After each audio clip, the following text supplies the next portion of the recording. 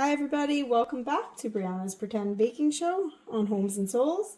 Today is day 7 of our sourdough starter journey, the day we've all been waiting for. Our starter should be officially ready to use at this point, and I'm excited to go over these final steps with you. If you've been following along since day 1, awesome, give yourself a thumbs up. Let's see how far we've come. Alright, so here we go. We have a very bubbly starter that you can see has clearly risen again because yesterday we took it down right around to this line height again. I'll take a peek inside and you can see now we really have some bubbles going on the top. So what we're going to do, the way we can know for sure if our starter is ready to use in recipes is take a glass of water. With a spoon, take a tiny bit of starter out, drop it in the water. If it floats, which it is, I don't know if you can see that well or not, but it's floating. If it floats, that means we have active fermentation going on. So we are good to go. This starter is ready to be used in recipes. But hang on, before you get too excited, it's still a baby starter. So we don't want to rush into breads or any recipes that you see that may say that they require a more mature starter. That's not this. This is still a baby starter. So you're going to want to go with recipes that are a little bit more forgiving.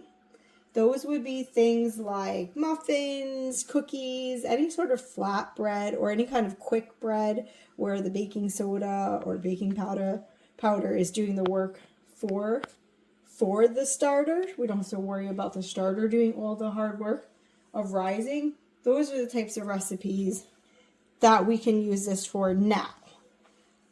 If we wait a few more weeks, then we'll have what's considered a mature starter. And then we can start making breads, all different type of breads, and anything that's going to require a more mature starter. So, all right. We can clearly see it's doubling. There are bubbles. It has the tangy smell to it. It passed the float test. So, we're good. Now we have to talk about how to store it. So once again, because it's been out for 24 hours, we need to discard half and feed it. So I have all the usual things set up here to do that, and we're about to do that. But the difference is what you do next is going to depend on how often you want to use this. If you plan to be baking daily or every other day with your starter, you're going to want to continue leaving it in a warm spot on your counter and feeding it daily as we've been doing. However, if you plan on only using it occasionally, you're going to want to keep it in your refrigerator in between feedings and feed it once a week. And by feeding it, that means taking it out of the refrigerator, no discard anymore. You don't have to discard anything after today. So you're just going to feed it. You're going to want to feed it equivalent to how much there is. So if this is about, depending on the size jar you use, I know for me, I have about 2.5 cups of starter. So to feed it, I would actually have to give it 2 to 2.5 cups of flour and that much filtered water as well. Or I could take some out and use it, bake something with it, and then I would feed it with what's left. And then I would leave it out overnight while it's feeding and then put it back in the refrigerator when I'm done.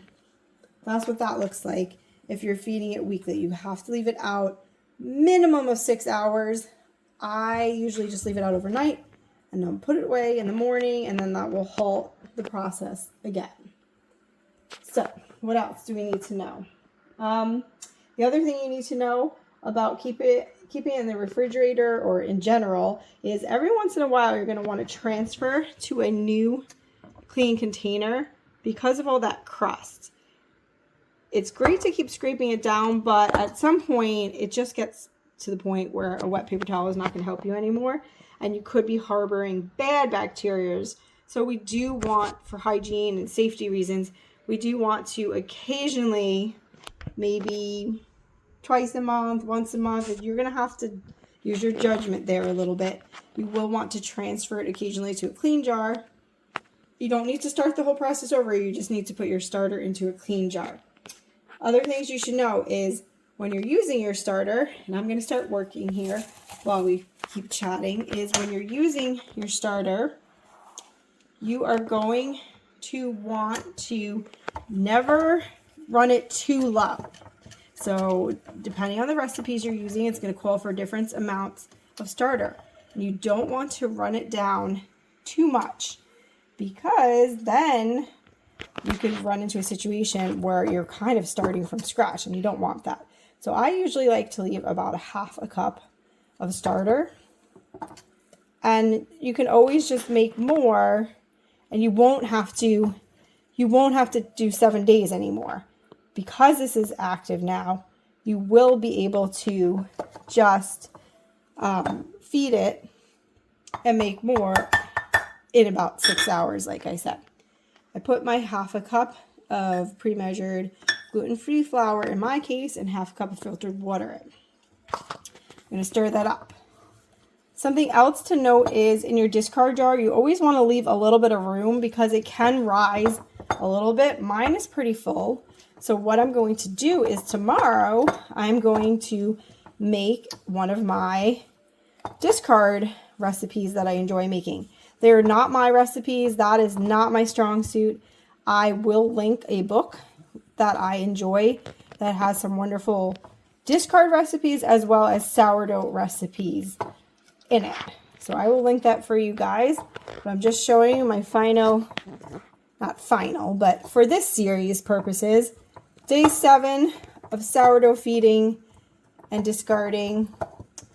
And I am going to put my starter in the fridge tomorrow morning because I'm not going to be baking with it just yet because I have this discard that I want to use up first. So I'm going to put this to bed in the fridge in the morning after it's had some time to rise and do all the good stuff overnight. And then I'm going to put it in the fridge until I'm ready to make a recipe with it. Last thoughts for you. If you are still having trouble and you don't have a batter-like consistency, consider adjusting your ratio of water to flour. If you're in a higher altitude, you may need to do that. Or depending on how warm or cold your kitchen is, you may need to adjust accordingly.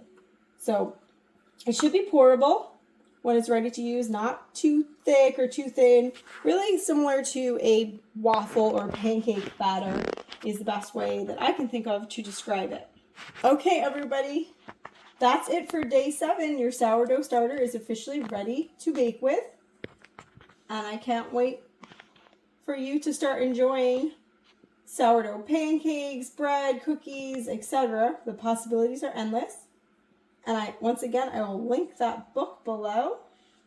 And don't forget to like, share, and subscribe. You never know when I'm going to pop in with another episode of Brianna's Pretend Baking Show. Bye, everybody. Happy baking.